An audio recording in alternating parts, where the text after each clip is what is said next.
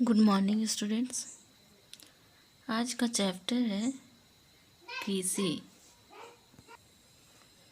Chapter complete नहीं हो पाया था तो आइए स्टार्ट करते हैं हम लोग। मुख्य फसलें देख रहे थे, है ना। तो पढ़ेंगे हम लोग चाय। इससे पहले पढ़ चुके हम लोग कॉफ़ी, पटसन, कपास, मक्का, मिलेट, गेहूँ और चावल के बारे में पढ़ चुके। अब पढ़ेंगे हम लोग चाय।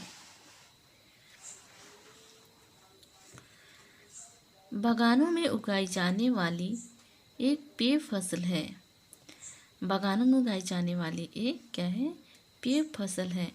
इसकी कोमल पत्तियों की वृद्धि के लिए ठंडी जलवायु और वर्ष भर संवितरित उच्च वर्षा की आवश्यकता होती है। यहाँ देखेंगे हम लोग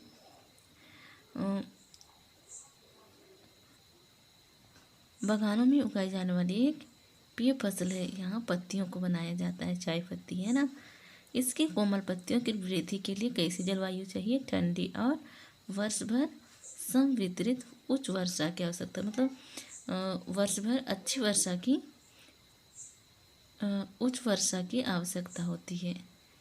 इसके लिए सुअपवाहित दोमट मृदा और मंद ढाल की आवश्यकता होती है।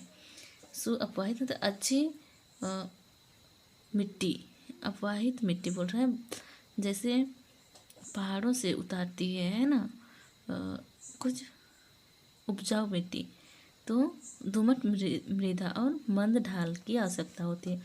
थोड़ी ढलान की आवश्यकता होती है।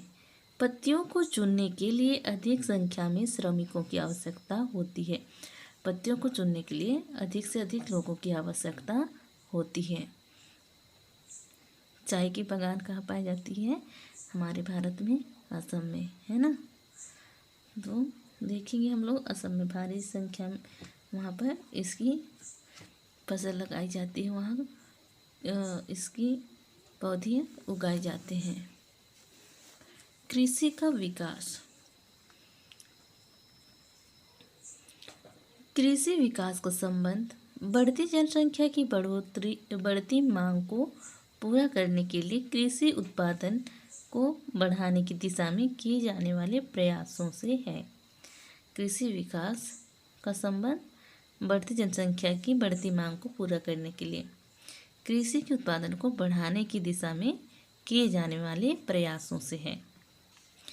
यह कई तरीकों से प्राप्त किया जा सकता है, जैसे बोए गए क्षेत्र में विस्तार करके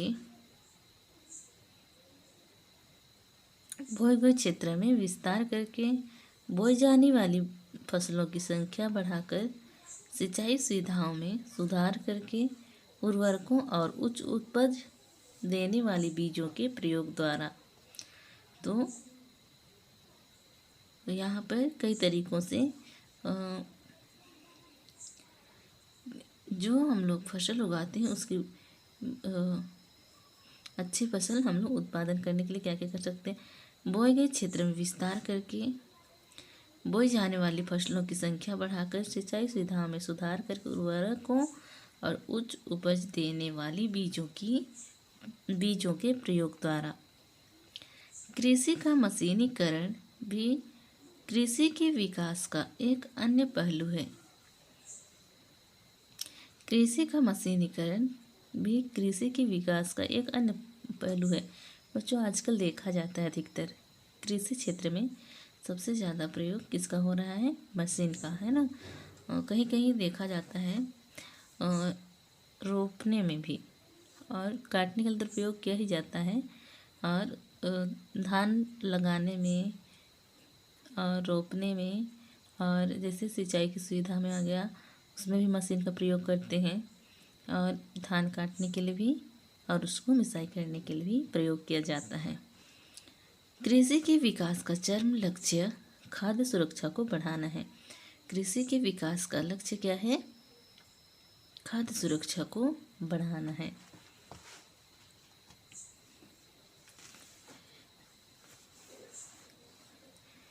कृषि का विकास विश्व के विभिन्न भागों में विभिन्न गतियों से हुआ है।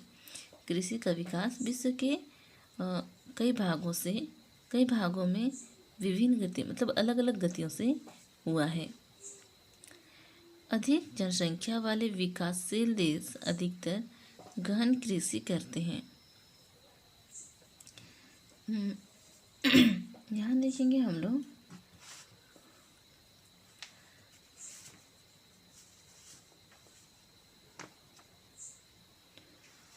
गहन कृषि हम लोग पढ़ चुके हैं, है ना। तो विकासशील जैसे देश में अधिक जनसंख्या वाले विकासशील देश अधिकतर क्या कृषि करते हैं, वहाँ पर गहन कृषि करते हैं। गहन कृषि किसको कहेंगे? गहन कृषि में क्या करते हैं, छोटे भूमि को भी साधारण औजारों से अधिक श्रम में खेती किया जा सकता है ना। तो जहाँ छोटी जोत यहाँ पर दिया गया है, देखिए, जहाँ छोटी जोतों पर सामान्यतः जीविकोपार्जन के लिए फसलें उगाई जाती है। जहाँ छोटी जोतों यानी छोटी जगहों पर भी सामान्य रूप से जीवन चलाने के लिए फसलें उगाई जाती है। बड़ी जोतें वाणिज्यिक कृषि के लिए अधिक उपयुक्त होती हैं। बड़ी जगह वाणिज्यिक कृषि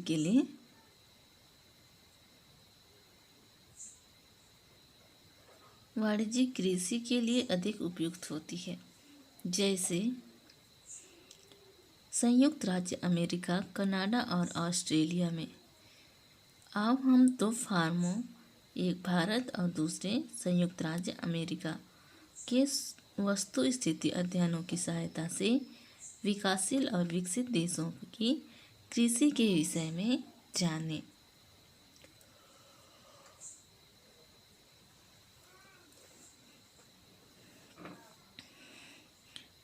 खाद्य सुरक्षा तभी बनी रहती है जब सभी व्यक्तियों को क्रियाशील और स्वस्थ जीवन जीने के लिए आहार की आवश्यकता होती है। आवश्यकता और प्राथमिकता के आधार पर हर समय पर्याप्त, सुरक्षित और पौष्टिक खाद्य पदार्थ की सुविधा उपलब्ध हो। और खाद्य सुरक्षा तभी बनी रहती है जब सभी व्यक्ति क्रियाशील और स्वस्थ जीवन जीने के लिए आहार की आवश्यकता सभी व्यक्ति अच्छी तरह से क्रियाशील और स्वस्थ जीवन जीने के लिए आहार की आवश्यकता और प्राथमिकता के आधार पर हर समय पर्याप्त, सुरक्षित और पौष्टिक खाद्य पदार्थों की सुविधा उपलब्ध हो। देखेंगे भारत का फार्म। उत्तर प्रदेश के गाजीपुर जिले में आदिलाबाद एक छोटा सा गांव है। उत्तर प्रदेश के कौन से जिले में? गाजीपुर जिले में आदिलाबाद एक छोटा सा गांव है। मुन्ना लाल इस गांव का एक छोटा किसान है। मुन्ना लाल गाजीपुर जिले में आदिलाबाद एक छोटा सा गांव है। उस गांव से कौन है? मुन्ना लाल एक छोटा किसान है, जिसके पास लगभग 1.5 हेक्टेयर का एक फार्म है। कितना हेक्टेयर है? 1.5 हेक्टेयर का एक फार्म है। इसका आवास मुख्य गांव में है। इसका आवास कहाँ है? मुख्य गांव में है। वह अधिक उपज देने वाले बीजों को बाजार से वर्षों के एकांतर पर खरीदता है। वह अधिक उपज देने वाली, अधिक फसल पैदा होने वाली बीजों को बाजार से वर्षों के एकांतर, 1 वर्ष के बाद खरीदता है। उसकी भूमि उर्वर है और वह वर्ष में कम से कम 2 फसलें, सामान्यतः गेहूं या चावल और दालें उगाता है।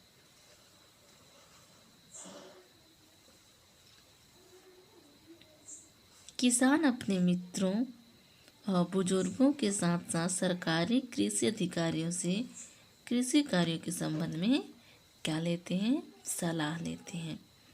वह अपने खेत की जुताई के लिए भाड़े पर ट्रैक्टर लेता है। यद्यपि उसके कुछ मित्र अभी भी बैलों से खेतों को जोतने की परंपरा विधि का प्रयोग करते हैं। जैसे आजकल हम लोग देखते हैं गांव घर में भी आजकल लोग बैलों का कम प्रयोग करते हैं, बल्कि ट्रैक्टरों से सबसे ज़्यादा। समीप के खेत में एक नलकूप है जिसे वह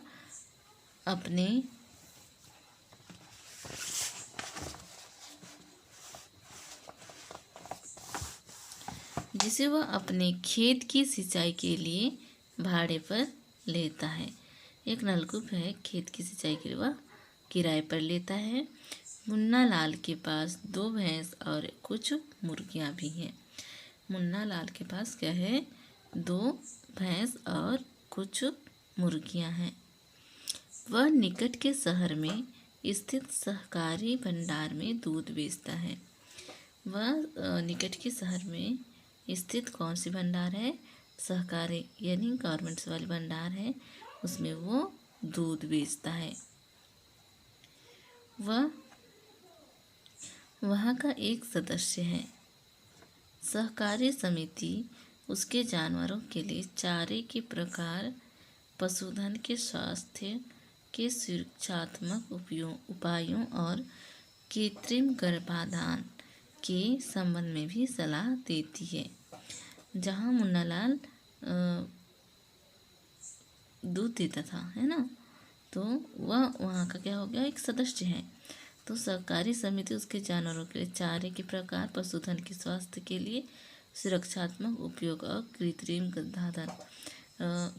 गर्भाधान यानी उसमें वैज्ञानिक तरीके से, है ना, तो उसमें भी बोलेंगे तो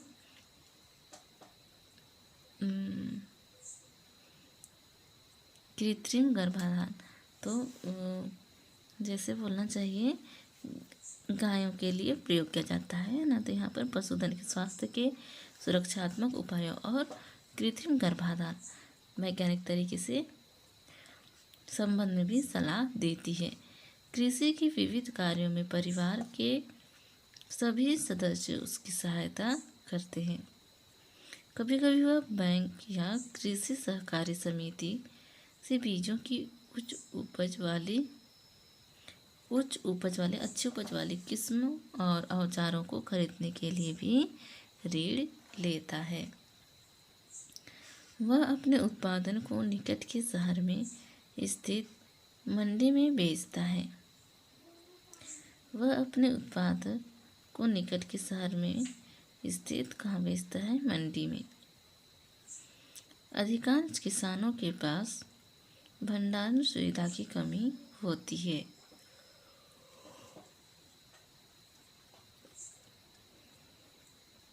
इसलिए वे बाजार के अनुकूल न होने पर भी अपने उत्पादों को बेचने के लिए विवश होते हैं।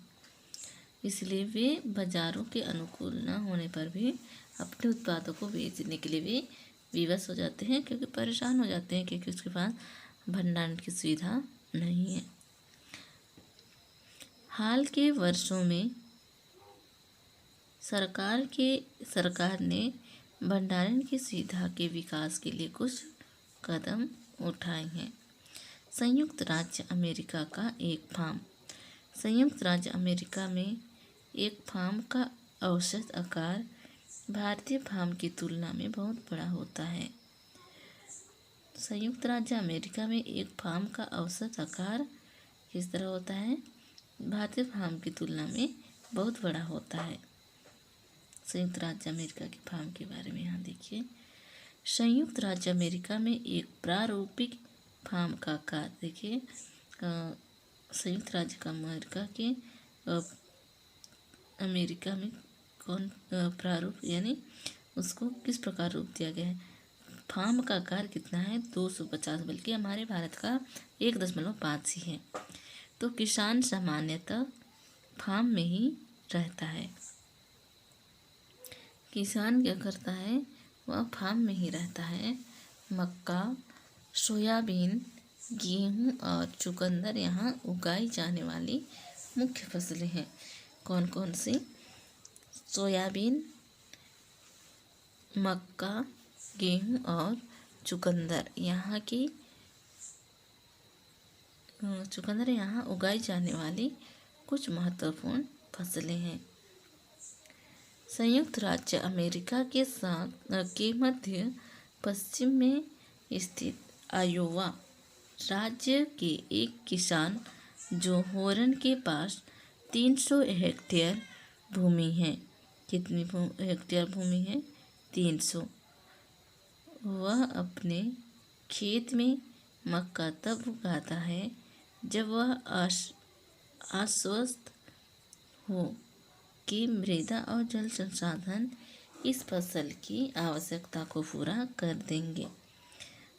यहाँ देखेंगे हम लोग संयुक्त राज्य अमेरिका के मध्य पश्चिम में स्थित कौन सी राज्य है? आयोवा राज्य के एक किसान जो होरन के पास कितनी हेक्टेयर भूमि है? 300 हेक्टेयर। वह अपने खेत में मक्का तब उगाता जब वह आश्वस्त हो, मतलब उसमें मक्का लगाने से पहले देखता है कि उसकी मिट्टी उसके लायक है या नहीं, है ना। मृदा संसाधन इस फसल की आवश्यकता को पूरा कर देंगे। फसल को नुकसान पहुंचाने वाले पीड़कों पर नियंत्रण के लिए पर्याप्त उपाय किए जाते हैं। समय समय पर वह मृदा के नमूनों को मृदा परीक्षण प्रयोगशाला में जांच के लिए भेजता है।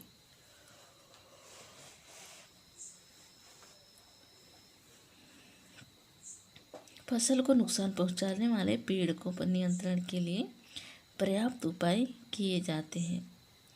समय समय पर वह मृदा के नमूने को मृदा परीक्षण प्रयोगशाला में जांच के लिए भेजा जाता है।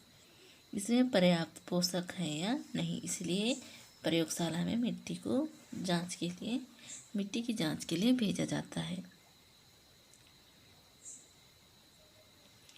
पर्याप्त पोषक है या नहीं, ये परिणाम जो होरन को वैज्ञानिक उर्वरक कार्यक्रम की योजना बनाने में मदद करते हैं।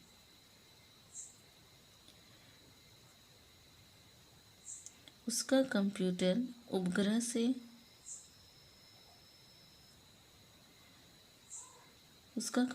उपग्रह से जुड़ा हुआ है जो उसे उसके खेत की यथार्थ तस्वीर देता है।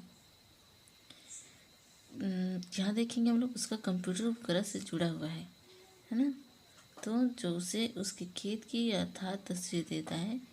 यह रासायनिक उर्वरकों और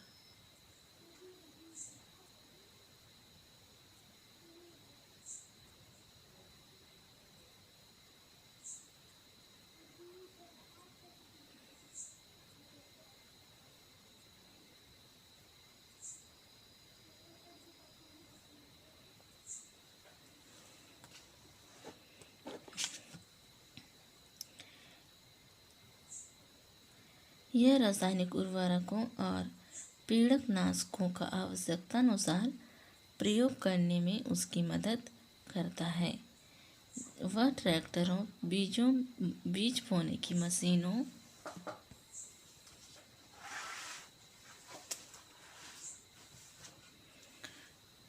समतलक, संयुक्त हार्वेस्टर और थ्रेशर का उपयोग कृषि संबंधित विविध संक्रियाओं में करता है।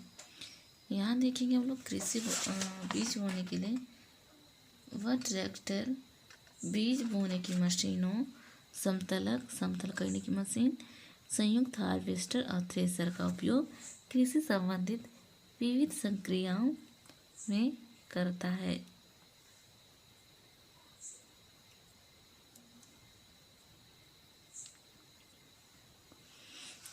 अनाज स्वचालित अन्न भंडार में संचित किए जाते हैं। अनाज स्वचालित अन्न भंडार में संचित किया जाता है, वहाँ इकट्ठा किए जाते हैं अन्न भंडार में, अथवा बाजार अभिकरणों, मार्केट एजेंसियों में भेजे जाते हैं। संयुक्त राज्य अमेरिका में किसान एक व्यवसायी की तरह व्यवसायी की तरह काम करता है, न कि एक खेतिहर किसान की तरह। संयुक्त राज्य अमेरिका में किसान एक व्यवसायी की तरह काम करता है, न कि वह एक खेतिहर किसान की तरह।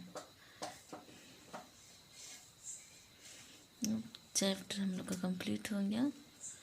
आज अगला चैप्टर स्टार्ट कर लेते हैं।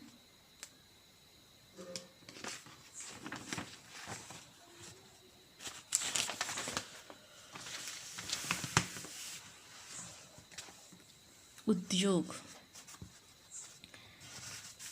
चैप्टर 5, लेसन 5 में क्या देखेंगे हम लोग? उद्योग।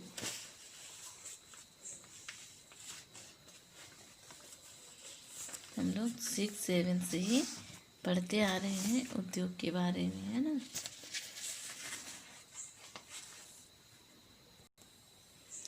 उद्योग मुझे हम लोग पिछली कक्षा में भी पढ़ चुके हैं उद्योग के बारे में, तो हम लोग फिर भी आज पढ़ लेते हैं, है ना। उद्योग क्या है बोलने से क्या पढ़े थे हम लोग पिछली कक्षा में? कुटीर उद्योग का बड़ा रूप क्या है?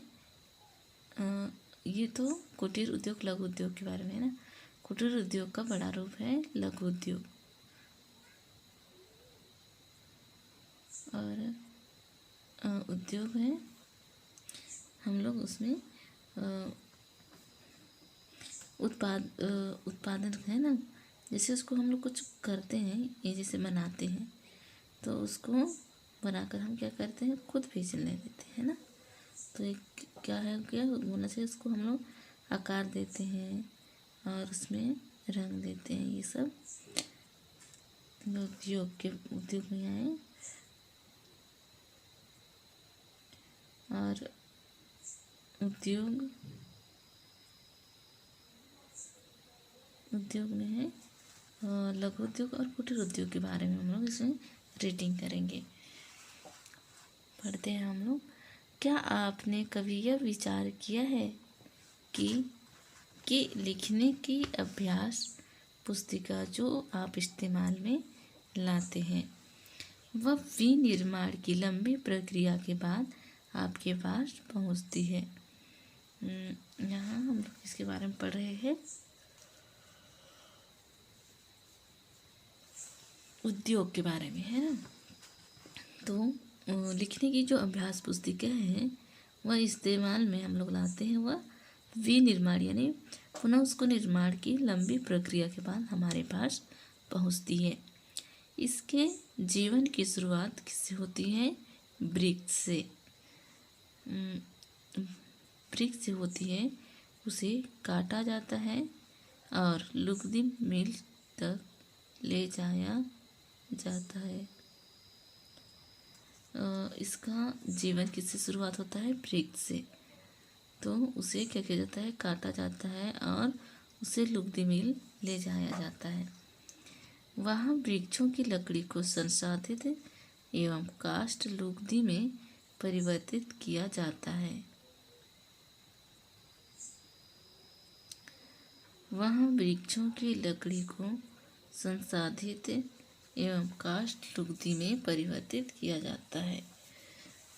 काष्ठ लुगदी को रासायनिक द्रव्य के साथ मिलाया जाता है। जो काष्ठ लुगदी यानी अच्छी लकड़ियाँ जो हैं लुगदी यानी उसमें निकाला जाता है लकड़ियों से, उसको किसके साथ मिलाया जाता है? रासायनिक द्रव्य के साथ। और अंततः मशीनों के द्वारा कागज के रूप में परिवर्तित किया जाता है। यह कागज प्रेस में जाता है।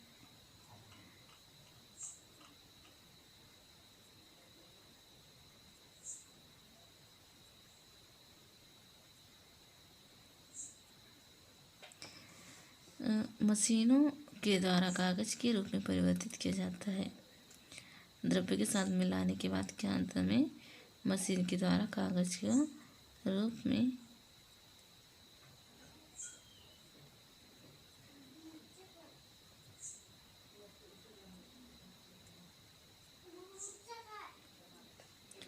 यह कागज प्रेस में जाता है, जहाँ रसायनों से निर्मित स्याही का इस्तेमाल पृष्ठों पर रेखाएं छापने में किया जाता है। इसके उपरांत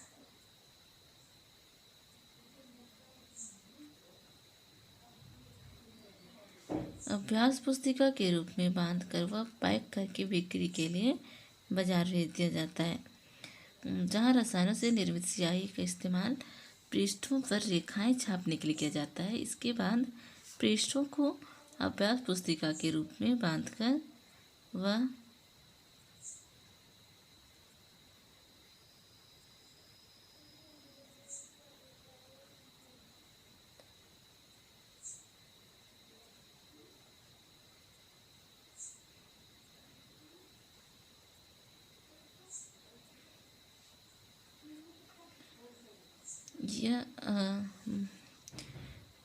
पृष्ठों को अभ्यास पुस्तिका के रूप में बांधकर वह पैक करके बिक्री के लिए कहाँ भेज दिया जाता है? बाजार में। अंत में यह आपके हाथों में पहुँचती है। द्वितीय क्रियाकलाप या विनिर्माण में कच्चे माल को लोगों के लिए अधिक मूल्यों के उत्पादों के रूप में परिवर्तित किया जाता है।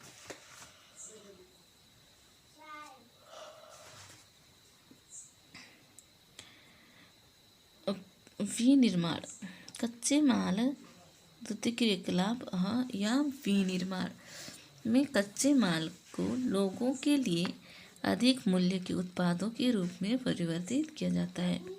कच्चे माल को लोगों के लिए अधिक मूल्यों के उत्पादों के रूप में परिवर्तित किया जाता है। जैसा कि आपने देखा,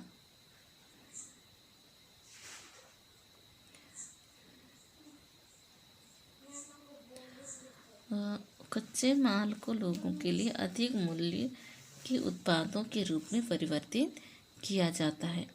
जैसा कि आपने देखा, लुगदी कागज के रूप में और कागज अभ्यास पुस्तिका में के रूप में ये विनिर्माण प्रक्रिया के 2 चरणों को प्रदर्शित करते हैं। कौन कौन से देखते हैं यहाँ पर? जैसा कि आपने देखा, लुगदी कागज के रूप में और कागज के अभ्यास पुस्तिका के रूप में ये विनिर्माण प्रक्रिया के 2 चरणों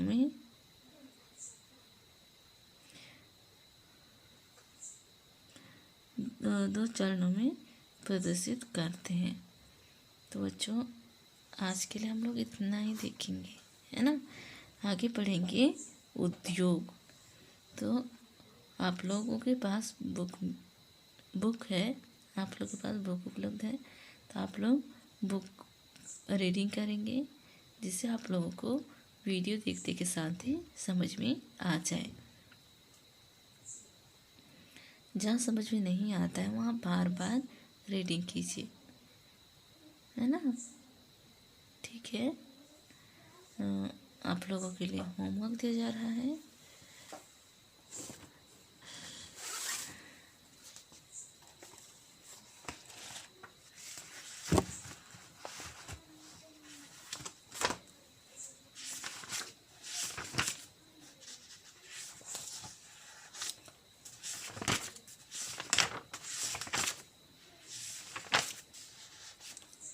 नागरिक शास्त्र खंड से है, अध्याय 4 से। संसद के कार्यों को लिखिए और प्रधानमंत्री और मंत्रिपरिषद की नियुक्ति कौन करता है। ये 2 होमवर्क रहेगा आप लोगों के लिए, और होमवर्क करके आप लोग टाइम से मेरे नंबर पे सेंड कर दीजिएगा। जो आप लोग रिकॉर्ड जिसका कंप्लीट नहीं है वह कंप्लीट करते जाइए। जिससे एग्ज़ाम में आप लोगों को दिक्कतें नहीं आएंगी, है ना।